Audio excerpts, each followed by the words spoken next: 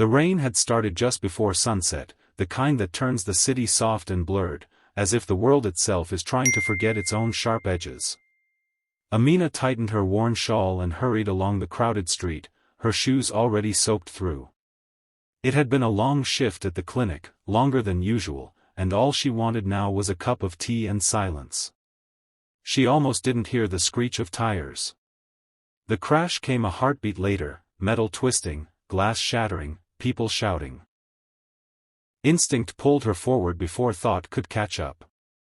Amina ran toward the sound, weaving through the forming crowd.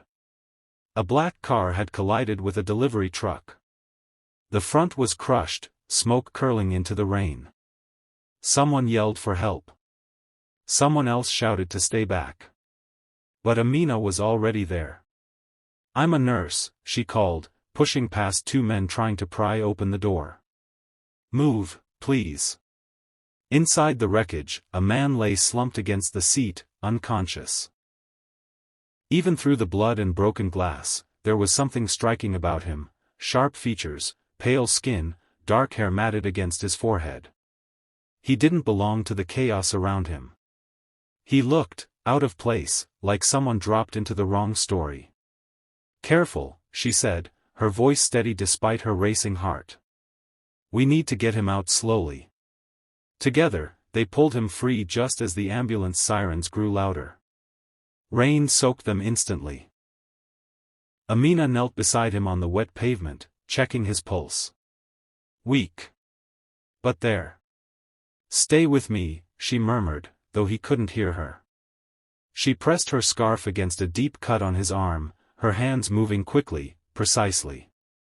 The world faded into the rhythm of her training: pressure, breath, pulse. When the ambulance arrived, the paramedics moved fast. One of them glanced at Amina. "You coming?" She hesitated for only a second. Then she nodded. Inside the ambulance, the noise of the storm was replaced by urgency. The man was placed on a stretcher, oxygen mask secured over his face. Amina stayed at his side, holding the force steady as the vehicle sped through the streets. "Name?" one paramedic asked. She shook her head. "I don't know." They exchanged a look. That wasn't unusual. Accidents often stripped people of their identities, leaving only fragments behind. At the hospital, everything became brighter, louder. Doctors rushed in, voices overlapping, machines beeping. Amina stepped back, suddenly aware of her soaked clothes and trembling hands. "You did well," a doctor told her in passing. "You probably saved his life." She nodded, but her eyes stayed on the man as he disappeared behind the swinging doors. She should have left then. Instead, she waited. Hours passed. The rain stopped. The hospital quieted. Still, Amina sat in the hard plastic chair outside the emergency ward, her fingers wrapped around a paper cup of cold tea she hadn't touched. Finally, a nurse approached her. "You're still here?" Amina stood. "Is he?" "He's stable," the nurse said gently. "You can see him for a moment, if you want." Relief flooded through her. The room was dim, the steady beep of a heart monitor filling the silence. The man lay on the bed, bandaged, pale but alive. Without the chaos, he looked even more unreal, like someone carved from a different world. Amina stepped closer. "You're safe now," she whispered. His eyelids fluttered. She froze. Slowly, painfully, his eyes opened. Dark, confused, searching. They landed on her. For a moment, neither of them spoke.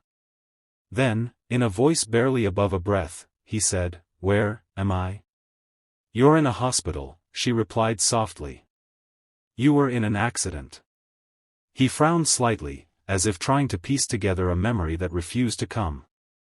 "Who are you?" "Amina," she said. "I found you."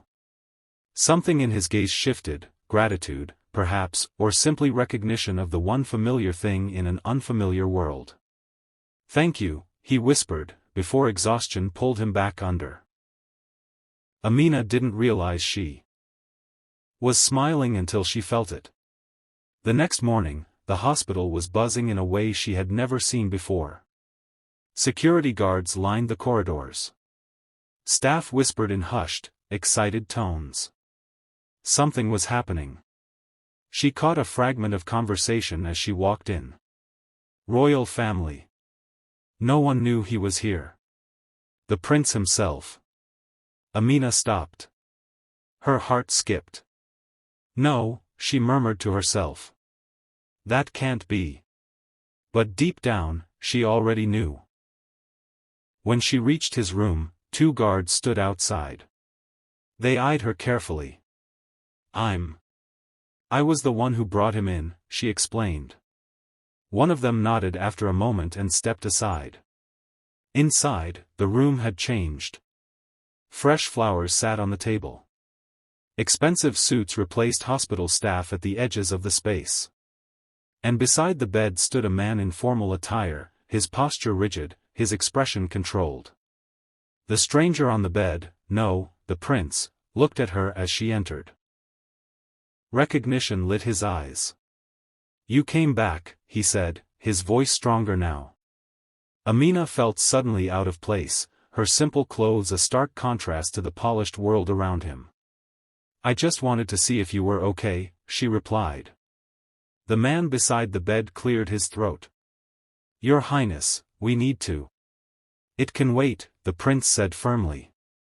Silence fell. He turned his attention back to Amina. They told me what you did. She shook her head quickly. Anyone would have. No, he interrupted gently. Not everyone runs toward danger.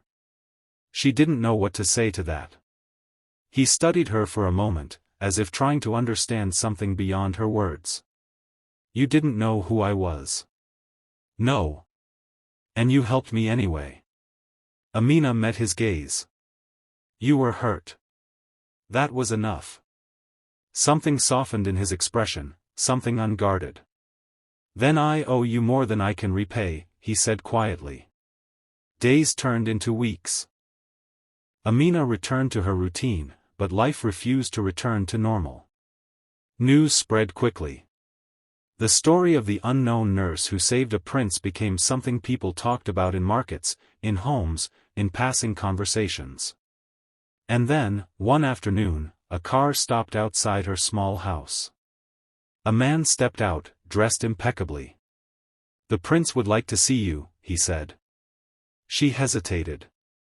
Her world and his were not meant to overlap. One was built on survival, the other on privilege. What place did she have there? But curiosity, and something deeper, pushed her forward.